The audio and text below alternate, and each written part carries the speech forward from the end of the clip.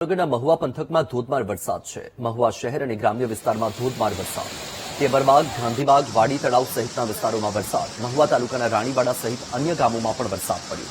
સતત ત્રીજા દિવસે ભાવનગરમાં મેઘમહેર યથાવત છે। દ્રશ્ય તમારી ટીવી સ્ક્રીન પર ભાવનગરના છે।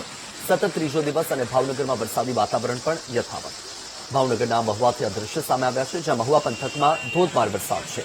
વધુ માહિતી આપી રહ્યા છે સંવાદદાતા કિશન બારૈયા। કિશન, ભાવનગરમાં વરસાદી માહોલ છે, અત્યારે કયા કયા વિસ્તારમાં વરસાદ?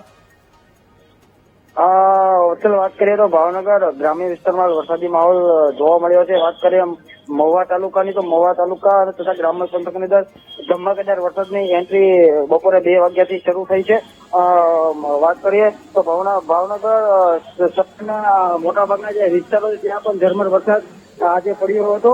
મહુવાની વાત કરીએ તો મહુવાના મોટાભાગના વિસ્તારો અંદર વરસાદી માહોલ જોવા મળ્યો હતો, ધમાકેદાર વરસાદ પડ્યો હતો। આ વરસાદને લઈને જે વાતાવરણમાં ઠંડક પસરી હતી। ચોક્કસથી જે રીતે વરસાદ પડી રહ્યો છે તેને લઈને ખેડૂતોમાં આશાનું કિરણ જાગ્યું છે। હાલ તો સમગ્ર મહુવા પંથકમાં વરસાદી માહોલ છવાયો છે। જી, માહિતી બદલ આભાર।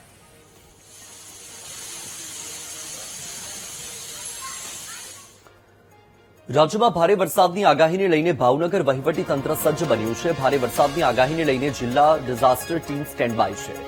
જિલ્લા વહીવટી તંત્ર તરફથી આપત્તિ વ્યવસ્થાપન માટે ટોલ ફ્રી નંબર જાહેર કરાયા। 1 જૂન 2026થી 24 કલાક માટે કંટ્રોલ રૂમ ચાલુ કરી દેવામાં આવ્યા છે।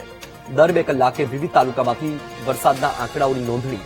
વરસાદી આપદાને પહોંચી વળવા 30 જવાન સાથેની એનડીઆરએફની ટીમ તૈનાત।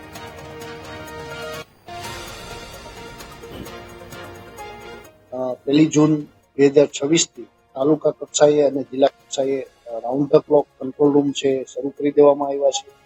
હાલમાં દરેક તાલુકા મથકો ઉપર વરસાદના દર 2 કલાકના આંકડાઓ છે આપણે કંટ્રોલ રૂમ ખાતે એકત્રિત કરીએ છીએ અને ભાવનગર જિલ્લા ખાતે હાલ એનડીઆરએફની એક ટીમ પણ જરૂરિયાતના આકસ્મિક કોઈ પણ ડિઝાસ્ટરની પરિસ્થિતિને પહોંચી વળવા માટે રાજ્ય સરકાર તરફથી એનડીઆરએફની એક ટીમ પણ ફાળવણી કરવામાં આવેલી છે। તો આ રીતે તંત્ર છે એમને આપણું તંત્ર છે એ ડિઝાસ્ટરની પરિસ્થિતિ સામે લડવા માટે સજ્જ છે।